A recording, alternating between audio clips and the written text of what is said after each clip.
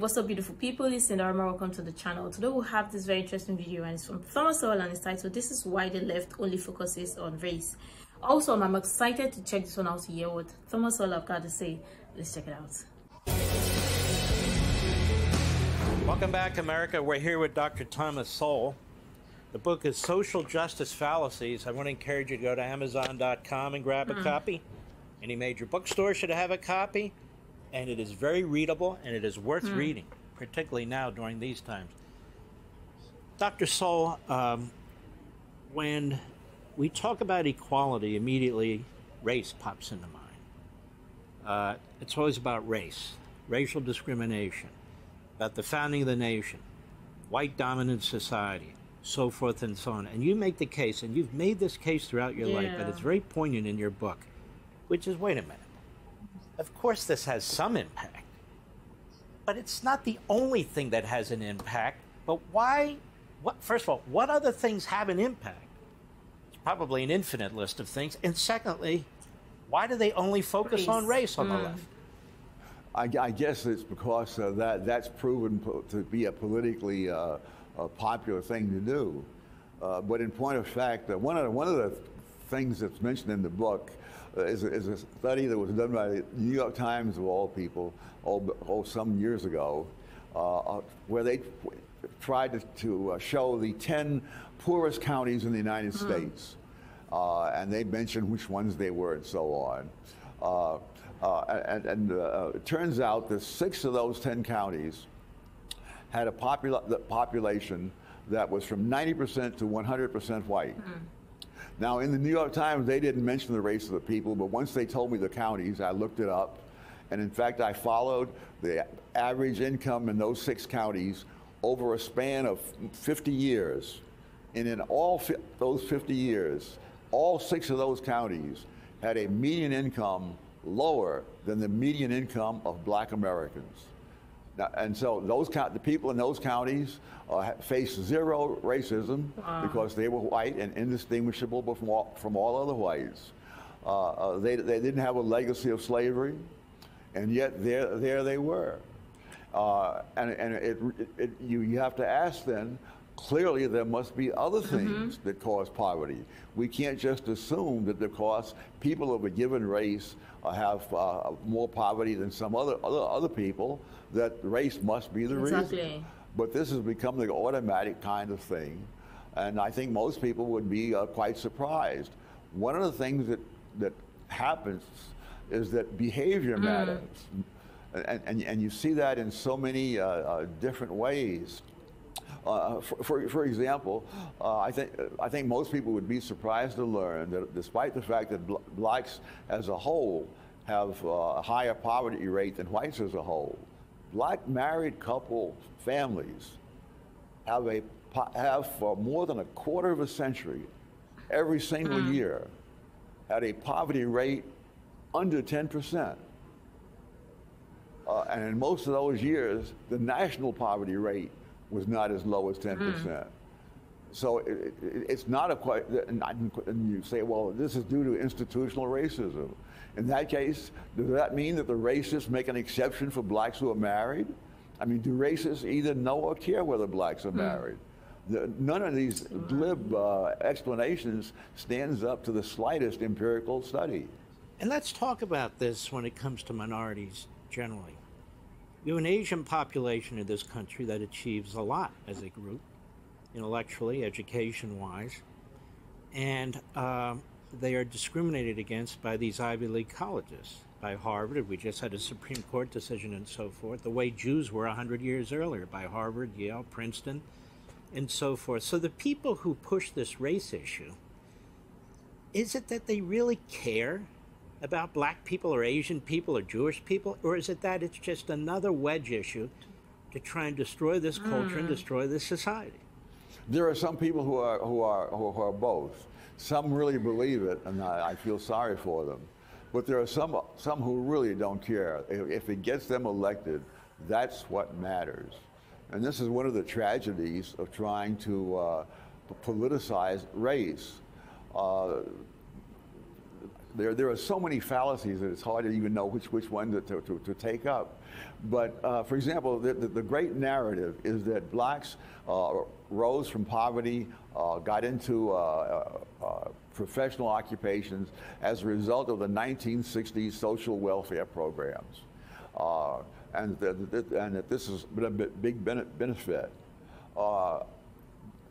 One of the problems with this way of looking at things is that everything depends on when you pick as the start of this trend. If you go back to 1940, that is 20 years before these wonderful things are supposed to have happened in the 1960s, and you discover that the degree to which blacks were in poverty declined from 87% in 1940 to 47% in 1960. So it went down by 40 points. Wow. In those 20 years.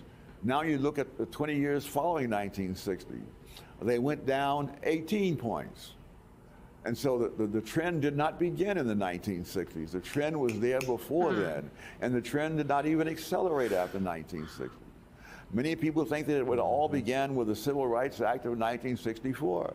Well, that was a fine act to get rid of the segregation laws in the South. But the cold fact is that the percentage of blacks who had professional occupations doubled from 1954 to 1964. That is in the decade ending at the time that the Civil Rights Act of 1964 was passed. If you look at the things that are negative, like, for example, black children being raised in single-parent households. In 1940, just under 17% of black kids were raised in one-parent families. But after 1960s, before the end of the century, 4 times that many, 68% of black kids were being raised in one-parent families. And that does not depend on racism or any of the other things they talk about. It depends upon things that happened due to the policies of the 1960s, which are still going forward. Which encourage the dissolution of the family. It's just unbelievable. Dr. Sowell, when we return, my big question for you is, as a nation, where do we go from here? And how do we start down that road? We'll be right back.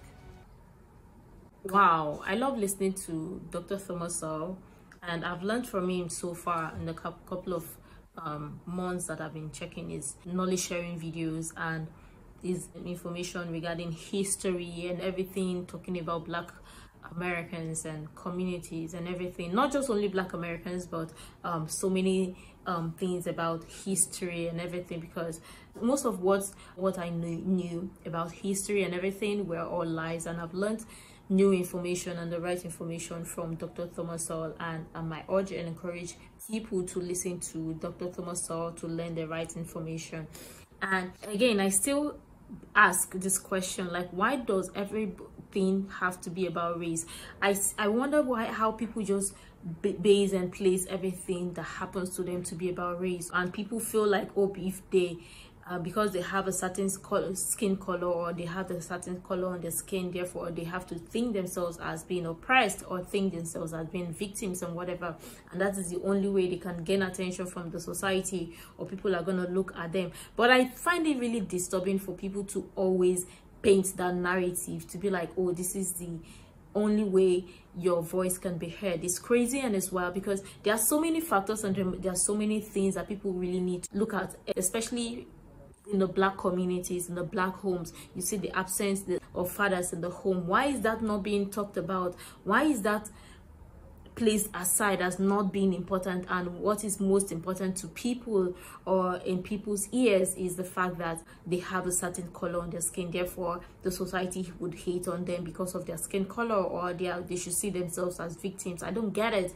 It's crazy how people think and see things, because there are so many things that comes to play. There are so many things that needs to be fixed, and if people want to be fixed anything, the first thing that should be done is from the family, because the family structure is something that people need to look at, because the family structure is being attacked, and that should be the main priority to be fixed, rather than thinking of race. You hear different names of institutional racism, systemic racism, whatever the likes is, and everything. I'd be like, okay, how about the home? The home should be fixed.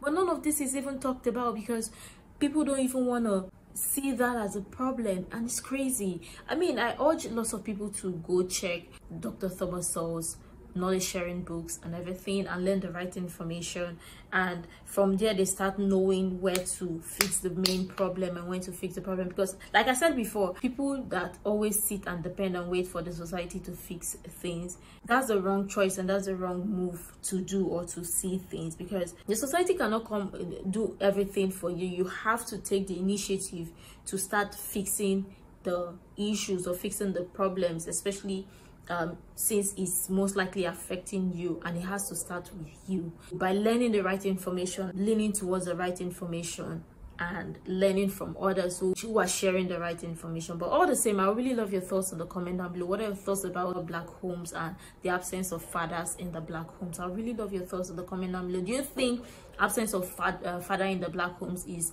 a main issue, or you think race is the main issue? I really love your thoughts, because I mean, it's different for different people, and everybody sees things differently, and it's different for different people. I really love your thoughts in the comment down below. And also, what are your thoughts about Dr. Thomas Sowell and his information and knowledge sharing? Have you learned anything from him so far? I really love your contribution, what you've learned from him, if you've been reading his books and learning or getting new information from him. I really love your thoughts on that. You can share all the useful information you think might be really helpful. And until next time, see you in the next video.